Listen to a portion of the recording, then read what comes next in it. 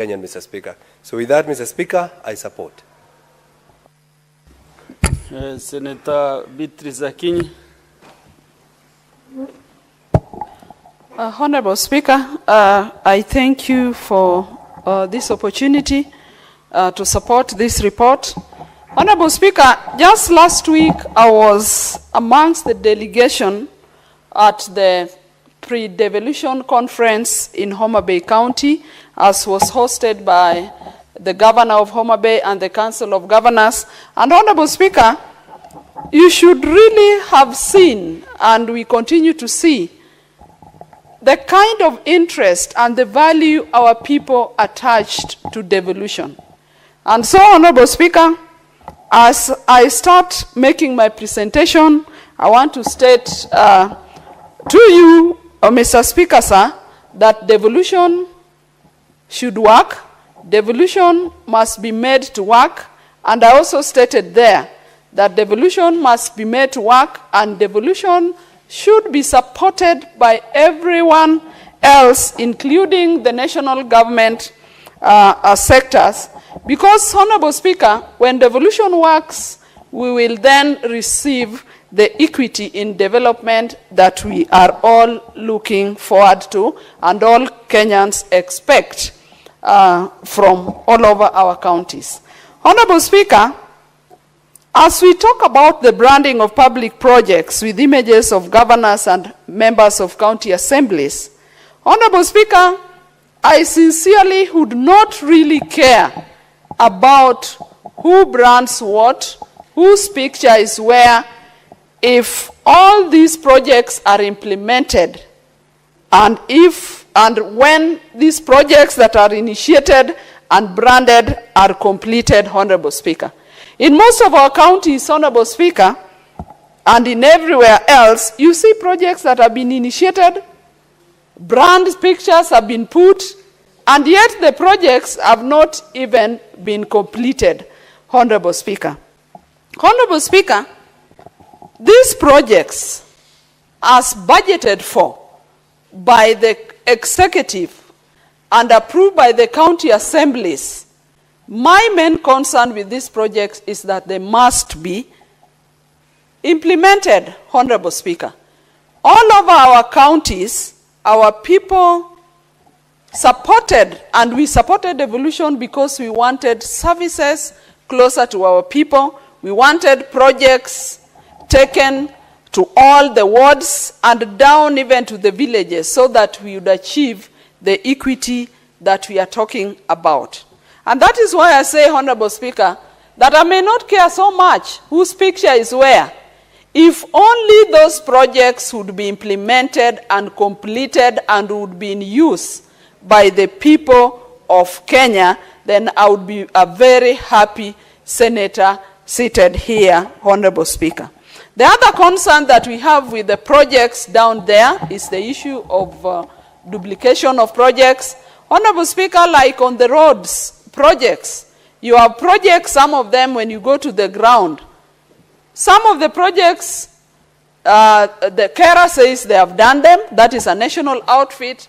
The counties are also claiming they have done those roads. And Honorable Speaker, that is what really should concern this Senate. That as we have approved budgets, and when they go down, who really implements these projects? We have roads around. Why should we have one road being claimed by two entities, Honorable Speaker? And so, Honorable Speaker, that is really what would really concern me. When you come to the branding of the vehicles, Honorable Speaker, traditionally we have grown in this country and we have always known that the red number plate shows it is a mission vehicle.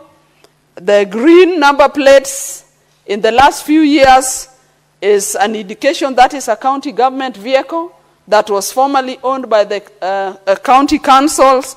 We have the blue number plate with implying it is a vehicle belonging to a parastatal.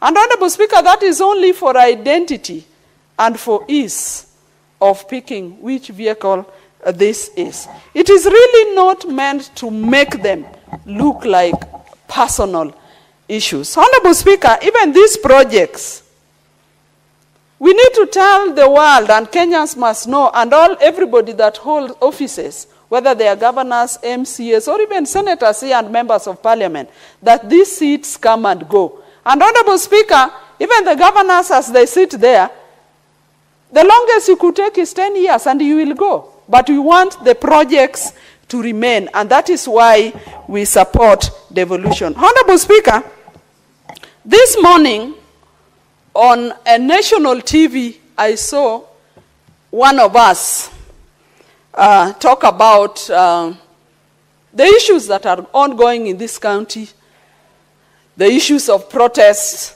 Honorable Speaker, I'm bringing in this because it ties to devolution at some point. And the honorable member, while talking on national TV, made a very, very misleading statement that Raila used to own protest. And those were the specific words that one leader mentioned on a national TV.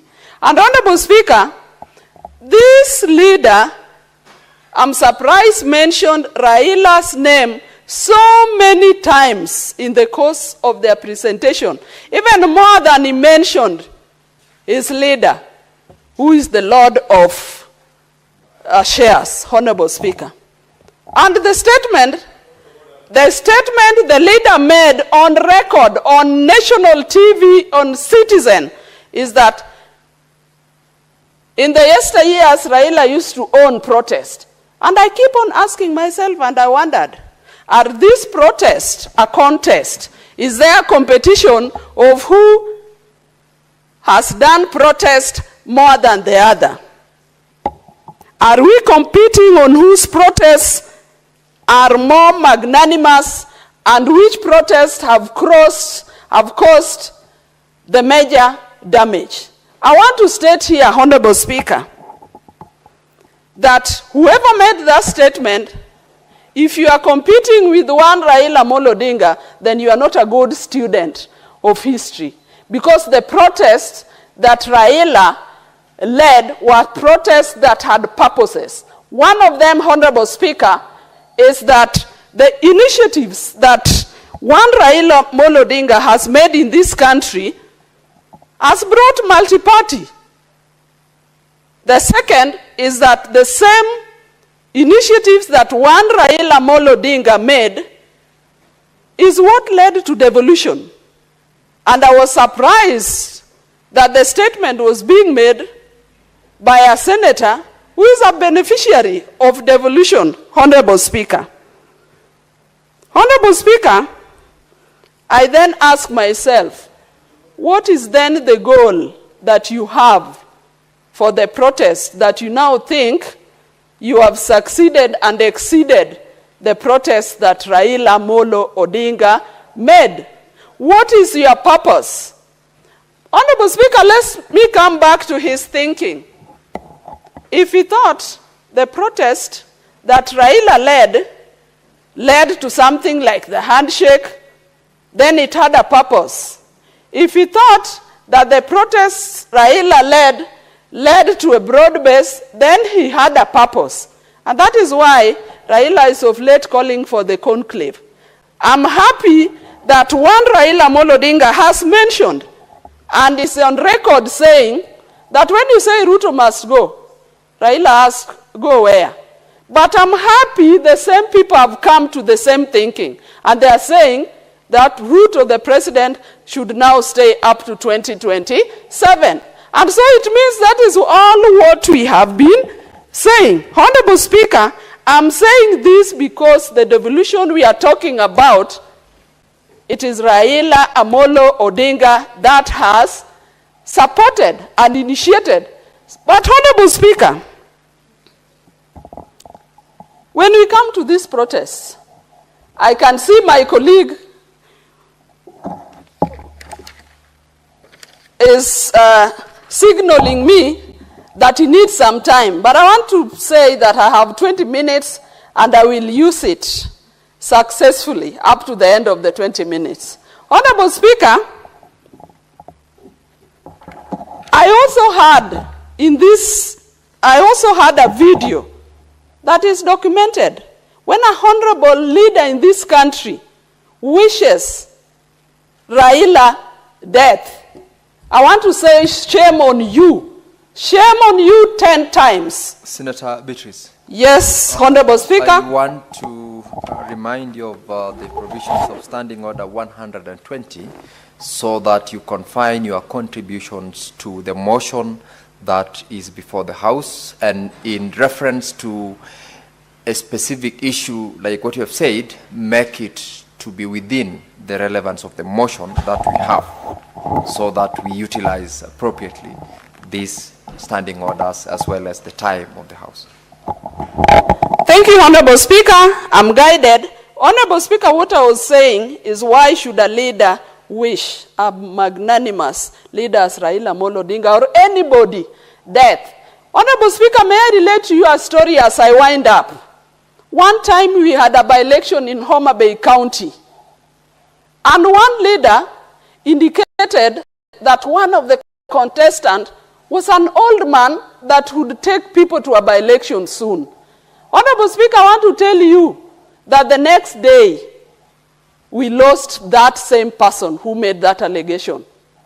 And that old man he was referring to, 7 years to date, is still alive. So life is a matter of, is on God, and it is God that gives life. Honorable Speaker, as I wind up, I want to tell our leaders that let us be responsive. We only have one country that we all have a duty to protect. We only have one country, and we must lead by example. Honorable Speaker, I support this petition, and I want to laud the petitioner, and I want to say that Kenya is indeed a democratic country that gives everybody space to bring their issues up, and I want to say that I support. Thank you, Honorable Speaker. So, Honorable Speaker, I leave my minutes because my colleague really needs to make some point. Thank you, Honorable Speaker. Senator Murango James Kamau.